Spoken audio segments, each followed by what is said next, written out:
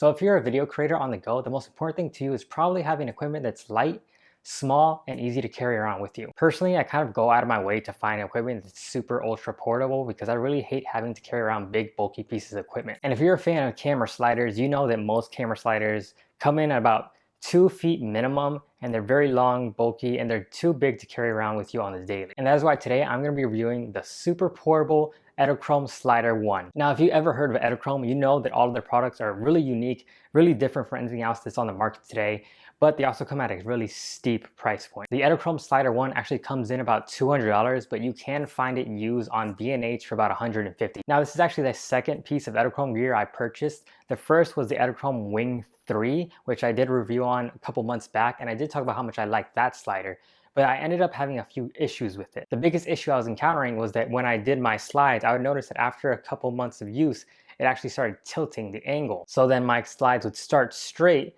and then they'd start to curve down a bit. So I sold that one, but I still had an interest in small, compact, ultra portable sliders. And Edelkrome is really the only manufacturer on the market making these. So that's when I decided to give the Edelkrome Slider 1 a chance. Now, first off, this thing is small. It only gives you about a 6-inch travel distance, which doesn't sound like a lot, but trust me, you can go really far with those 6 inches. The most important thing to keep in mind when you're using such a small travel distance on a camera slider is to always have something in the foreground to make it look like you're traveling much farther than you actually are. Build quality, this thing is rock solid. It is a full metal body. The only rubber you're gonna find is on the feet and that gear rope that helps you move your slider. But overall, the build quality of this thing is amazing. This is like really nice, high quality metal. It does have really good weight to it. Like even for being so small, I think the slider overall is only 9 inches, and then in the middle is your 6-inch camera slide. But overall, this is fantastic. Now, if you look around your slider, you notice 2 knobs on both sides of the slider. One is to lock it down completely. So if you twist it all the way to the lock symbol, it will not move at all, be stuck in whatever position you locked it in. And the other side is for friction. So if you twist it all the way to the plus symbol, it's gonna be a really hard slide. And if you put it all the way to the minus symbol, really nice, smooth, easy slide. So whatever amount of friction you're comfortable with that gets you that nice, smooth, steady shot, you can adjust that easily. On the other hand, the locking knob is just to lock it down. You do not adjust the locking knob to add friction to the slider. You only use that to lock it down. Now, if you're like me, you probably thought to yourself, why not just include the locking mechanism in the friction knob? I guess this is just to verify that you actually are locking down the slider. You're not just tightening the friction. It does work. It's not an issue at all. It's just weird that they didn't include that in the friction knob. My other complaint with the locking knob is instead of having a knob that you actually have to twist to lock it down, why not just have a switch or something easy and quick that I can do just to lock it down immediately, not have to worry about did I tighten it enough to lock it completely or what's happening with that. Beyond that, you also have a bubble level on the base of your slider, which is really fantastic. I love when manufacturers include bubble levels on all these things that are supposed to be level when you're using them. And of course, on the base plate of the adapter, there is a 3/8 mounting screw. You can't attach your camera directly onto this screw, but you can attach a tripod head very easily. And then looking underneath, you notice there's another 3/8 mounting point that you can use attached to a tripod. You can also put a 1/4-20 adapter inside of there if you need it a little bit tighter. And this is something I just noticed a couple days ago, but there's actually 4 screws at the very top of the plate. So if you notice that your plate's being a little wobbly or a little finicky, you can actually tighten these down with the Allen wrench that's included inside the box of this slider. So it just helps you out get a nice, more stable, smooth shot. But enough about how the camera slider looks. Let's actually talk about how it functions and performs. And right off the bat, this thing works way better than I expected it to, especially after coming from the Wing 3. Now, this is a friction-based slider, so it is gonna have some bumpiness and some imperfections, but nothing extremely major. Personally, I always get multiple attempts whenever I'm using this slider just to make sure I have one that's very near perfect that I can adjust slightly in post. Keep in mind, by itself, it's just a manual camera slider, and like every other manual camera slider out there, you are gonna have some imperfections in your slide, so you're just gonna have to go back in post and adjust it slightly with a warp stabilization or something like that. And before I keep talking, let me show you a quick example of what you can expect using this camera slider.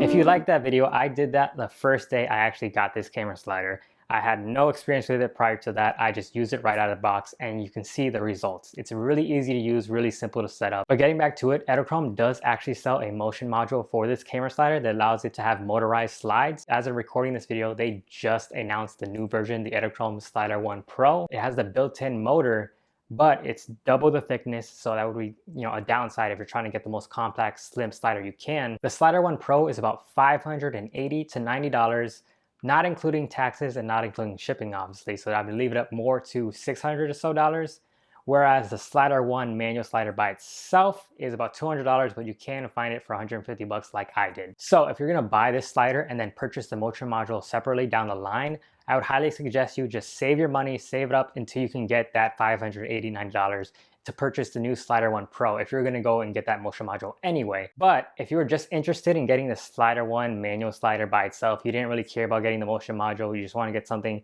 a little bit cheaper, then I'd highly suggest picking up the Slider 1, especially if you want something that's super ultra portable that you can just throw in the back pocket of your bag and not notice it at all. And if that short demo clip that I showed you wasn't enough to see the examples of how to use this camera slider, actually all the product shots that had a slide motion in them were actually all done with an additional Slider 1. I actually had 2 of these in the house for a short period of time. But that was my review of this product. I think it's fantastic if you're looking for a great ultra small, ultra portable camera slider.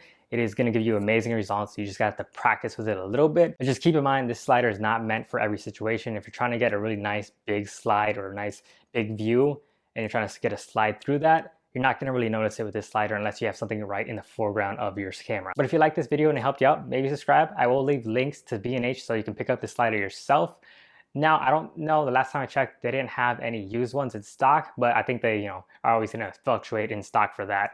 Either way, they do still have it in stock for brand new, so you can still go pick it up for that $200. But if you wanna save a little bit of money, maybe wait and see if you can get it for $150. Also, comment down below if you already own the slider and what are your thoughts on it, or if you're gonna pick up the slider, or if you just picked up the slider and how your experience is going so far. And as always, my name is Joshua Munoz.